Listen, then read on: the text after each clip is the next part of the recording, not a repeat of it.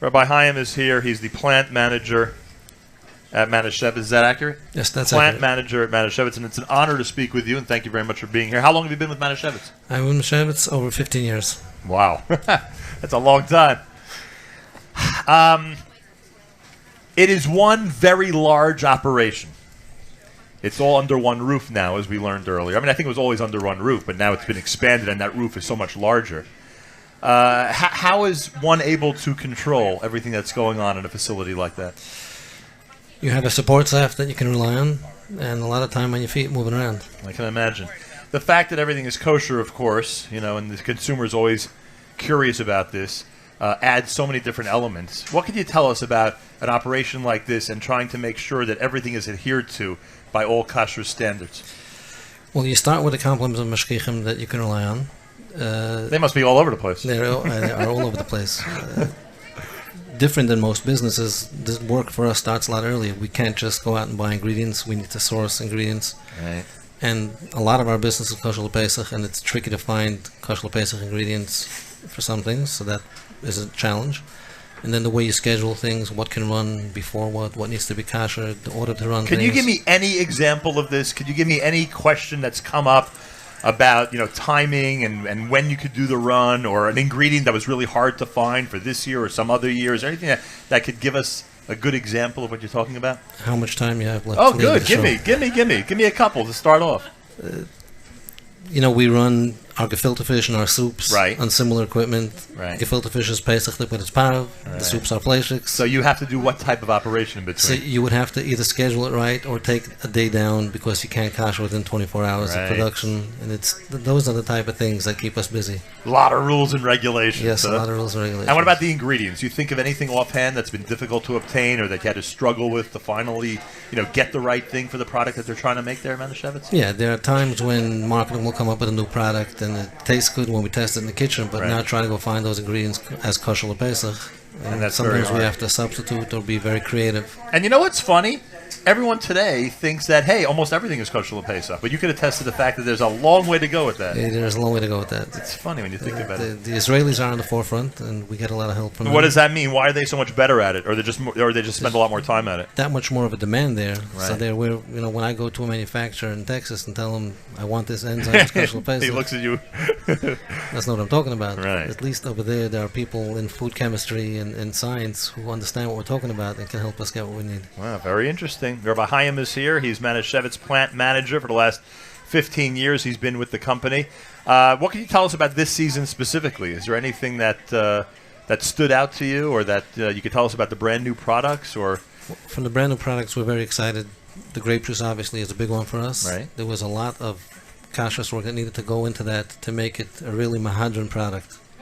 This is produced to the highest standard, a full complement of mashgichim there, from the time of the crush till the time of the bottling. Right. I mean, that's what's so fascinating to me. And I asked David this question earlier. How did Welch's adjust to that? When you sit down with them and say, in order for this to be a product that we could put out there as a kosher product, all this has to be done. Supervision at every single level, procedures that they're likely not used to. Do they look at you like you're crazy at that point? Like, how do they react? Well, a little bit. The number one in America, the customer's always right. So we came as a customer. This is what the customer needs, right? But with the support of the OU, who provide the hechsher, and they come with a body of experience, and they're able to make recommendations of how to overcome certain challenges and how to make the things that we need to be done should not be as painful for the company. Right. As when you first come in and tell them this is what I need, they think, oh my God, what's going on here? But so it takes a day or two for them to get used to the idea, huh? And then finally they could start with the procedures. I can just imagine what that first meeting is like, though. But with the expertise of the machshirim who were there, it went off without a hitch, and it's ongoing, and it is really a premium product that anybody can be comfortable to use for kiddush, for the avocados, for everything. Our audience should appreciate the mashgichim, right? A lot of us don't think, because we see it as a supervisory role, not doing much, certainly not physical labor usually as far as we know, but there's an expertise there that really is the barrier that keeps control over the kosher product. There's an expertise there. Specifically with wine, the mashgichim are actually doing the physical part. Right, that's true. With wine, there's no choice. Yeah. They have no choice but to do it. The mashgichim are the unsung heroes. But even the products that are not wine, there's a there's a level of alertness and a level of expertise that has to be acknowledged. Absolutely. Yeah. Well, certainly when we go out to do things in different places and you take along mashgichim, they oftentimes end up doing more than just hashgacha work. Because for certain plants, it's so strange to them, they don't know what you want. yeah, if we had a long-time mashgiach here, they would confirm that they've done practically everything, right? Yes. Yeah, that's how it works, is right. Thank you so much for joining us. It's my pleasure. And a Chag Kosher V'Sameach. Let me be the first one to wish you a happy and Zis Pesach. Thank you very much. You must love Seder night, knowing it's all over finally, huh? No, next one's only a year I know. away. It's only a year away. It starts the next day, right? Yeah, we picked That's that up. right. At least you can enjoy Chol Hamoed, hopefully. Yes. Rabbi Hayum is the Manischewitz plant manager, one of the people who's responsible for delicious products and kosher products coming out of Manischewitz. And it is time, I am told, for yet another raffle drawing. Am I correct? Am I right? Another raffle drawing. Where's the bag of raffle tickets? Next to you. Oh, this is the bag? Yes. I thought this was the prize package. I'm so confused sometimes. It's unbelievable. Ladies and gentlemen, for the second time today, we are going to make a shopper in ShopRite in Paramus very, very happy. That's what we do. We make people happy. That's what it's all about. We bring joy to so many folks on a regular basis, but one in particular is going to be extremely happy right now. Oh, yes. And that person's name is... Wow. Wow. I am going to defer to my penmanship expert, Miriam L. Wallach. Okay. What do you got? Is it Gladys? Is the first name Gladys? Yes. I think it's Gladys. Yeah, with a B. The last name starts with a B. You'd think after Gladys teaching, B. you think- Congratulations. You think after teaching middle school English for 15 years and teaching 7th grade boys, I'd be able to read anything. Right. But that skill seems to have been lost. Belmont, Bell. I have an idea. Let's go into the ShopRite computer system. How and about we just call her? And look not for be, Gladys sketchy. B, because doesn't every shopper in ShopRite have one of those cards, right? Don't they have those cards you save a lot of money each time? We're going to call Gladys. Okay, that's a better right, idea. that we're going to call Gladys. I apologize because Rabbi Hayum has brought along with him something that I actually all week long have been talking about, and I was about to let you exit without showing it. The one of the things about Manischewitz, when you're a company that began in the 1880s, one of the things is memorabilia. One of the things are classic items that people wouldn't believe are still around and still exist. And you have a whole collection of these types of items. Yes, I do. I obviously couldn't bring all of it, but I just brought you a few things just to give you a flavor of what some of the old-time stuff looked like. Now, why am I having trouble with this word? Obviously, it's Manischewitz kosher Pesach. Oh, ginger. I'm saying to myself, what is that? How do you say that? Ingber. Ingber is ginger? Ingber is ginger. This is a Manischewitz. This can of ginger is from how long ago, in your opinion? Probably 50s. The 1950s? Pretty cool. All right. If you need ginger this Pesach, you know where to go. Just part of what was interesting to me about it is that the consumer was such that they felt it was important to have half Yiddish, one half half English. Yiddish and half English. That's so cool. This would be interesting for people who remember this era. Borscht is something that Manischewitz is well known for. So they came out with a promotion one year. They called it the Borscht Belt. The Borscht Belt. The Manischewitz Borscht Belt. And if you look carefully at it, you'll see the names of all the old Catskills hotels. Oh, my the gosh. resorts. Concord, Evans, Fallsview, Gibbers, Gilberts, the Granite, Grossingers, Homoac, Golden, Irvington, Clyde's. Well, this is a shame that I know all of these. Kutcher's, Carmel, Morningside, Nevele, Raleigh, Browns, Esther Manor. Wow, unbelievable. That's cool. A Borscht Belt. Got it? A Borscht Belt. Yeah, and the Catskills obviously was known as the Borscht Belt. It certainly a was. play There's on no that. way Jamie gets that reference. No chance, right? No, she's in her 20s. Do you know what the Borscht Belt was? Hey, where's the bottle? She just thinks it's funny. Oh, just no. thinks it's funny? Where's the, what do you call it? Rabbi Shalom. Wait, is there a Manischewitz Borscht? Ellie Rosenfeld has the bottle of Borscht that came with this. Yeah, but where's the Borscht? Do No, they still he- make Borscht or not? Oh, absolutely. They still make Borscht. Absolutely. Erev Yontif in my house was borscht and potatoes. Probably like that in a lot of homes. Yeah, what else you have here, Rabbi? We have just some old cookbooks, and this is going back a while. This was printed in 1928, and if you look at them, everything they had was English and Yiddish. Idische Machulim. Idische Machulim from Manischewitz. Or, if you prefer the English version, Tempting kosher dishes from This is Manischewitz. amazing. Tempting kosher dishes from Manischewitz. Are the recipes also in Yiddish? Both, yes. Unbelievable. English and Yiddish. Bilingual. A little different than some of the cookbooks we see today, no? Be careful not to Would bend you the say? pages. Would you say a little different than some of the cookbooks we see today? Yes, but I'm sure they have margarine in there also.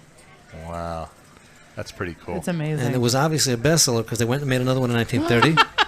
1930, the hardcover edition of Yiddish Macholim. Check out that binding. Tempting kosher dishes from the B. Manischewitz Company, which was in what city at that time? Everybody? Cincinnati. Cincinnati, Ohio. Wow. Hey, do you know that I walked into a Teaneck synagogue on a Shabbos, and a woman came over to me and said her last name was Manischewitz. So she is from, I mean, I assume. The extended Is family. it a big yeah. extended family? Yep. Well, I grew up with the Golovensky. Weren't they Manischewitz? Yes. Yeah. Whoa. Nice. Yes, two can play. I see that. And just to continue that trend, this was in 1949, so it was still going on for a while, the Yiddish-English. Can you imagine how excited they were? The guy who thought that they should put a matzah on the cover. They probably thought that was the coolest thing ever. Look at this, a matzah on the cover. Are we innovative or what? Yiddish Macholim. I hope you're watching. Whoever's listening, turn on your computer and watch us so you can see these things that we're displaying. Tempting kosher dishes, Yiddish Macholim cookbooks from years and years ago. And because kashrus I was remember always, Happardes. yes, because kashrus was such an important part of Manischewitz, they felt the need to advertise and be visible in publications like Happardes. And this is a matzah advertisement for Manischewitz in Happardes in 1951. Wow. And it was sent to somebody in Waterbury, Connecticut. So I guess there was a Jewish community in Waterbury even then. Yes. Unbelievable. Everything comes around again. That's for sure. This is an interesting thing. Manischewitz for several years printed a Haggadah. This is the Manischewitz Haggadah for Pesach. The B. Manischewitz Company in Jersey City, New Jersey. We passed that building every single day on the way to work for many, many years until 7 years ago you moved there? 7 years ago they moved out of Jersey City. Now, what's interesting about this one, it's the same Haggadah, but they changed the die plate. And if you see, this is printed in 1939 as the war refugees are starting to come over. The Seder to honor and welcome refugees in the grand ballroom of the Broadway Central, where my in-laws got married at the Broadway Central on 2nd Avenue. Wow. So they made a big Seder for all They immigrants. made a and Seder refugees. for immigrants, and this was in 1939, April of 1939, just the time that my mother would have come to that area from Germany. Wow. The chills. I have Wow. one other thing that I got lucky to find this. Because Dov Ber Manischewitz, I don't know if you know the history a little bit about him. He was born in Lithuania. He was a Talmud of Rabbi Yisrael Salanter. He had Kabbalah to Shecht from Rabbi Yisrael Salanter. He came here as an immigrant. He was a sheikh initially. And he started making matzahs just for himself because he needed matzahs. And eventually the neighbors started to ask, and he started a basement operation. And the rest is history. That's how it all begins, huh? But he never forgot his roots. Eretz Yisrael was always something that was near and dear to him. So he decided at some point to fund a yeshiva in Mei Shearim. You're talking in the 1900s and the 19-teens.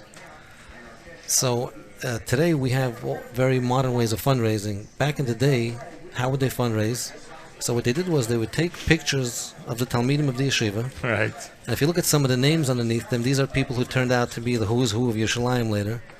And they would take photographs of the smichas that they got to send it to him. And if you take the time to read these, you see it like he's a Talmud in Yeshivas Haravat Tzadik Manischewitz. These are Talmidim of Yeshivas Manischewitz, and if you look at who the smichas were from Yosef Chaim Sonnenfeld, from Tepler Keruv, it's quite unbelievable how this was so important to him. He made this part of his company. As part of his will was that they establish a foundation, 10% of the company went to charity, and there were family members up until the 50s. He died in 1914. He was a relatively young man. He died at 57. It's quite amazing what this man did in the few short years he had here. Unbelievable. But, tzedakah and community outreach, and these were the type of things that were never left him, were his guiding light.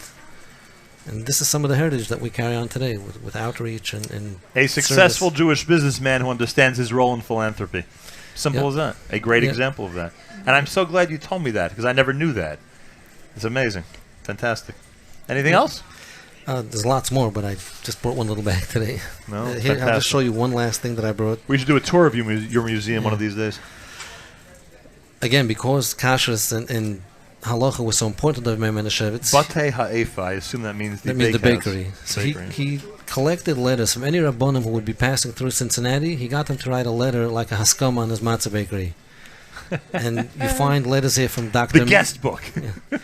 And you'll find letters here written from Dr. Mael Hilsheimer from Berlin in the 19 teens. It's Rabbi Eisenman from Detroit. The collection is very interesting. Hasidic Rabbanim, American Rabbanim, European Rabbanim. Kashrus was his number one thing. This is the actual page, right? It's not a copy. No, these are copies. These are copies. Okay. They look amazing. Wow. Thank you so much for sharing this with us. You're welcome. Unbelievable. Rabbi, that was quite a treat, to say the least. Quite a treat. My pleasure. You know, there are auction houses that take these types of items and auction them off. I'm really curious what the value is out there, because it's a real collectible. These are Do you have any idea what this would be worth out there? I got lucky with that one. There is the guy who was the plant manager before me did some consulting work for a company in Pennsylvania, a candy company. Yeah.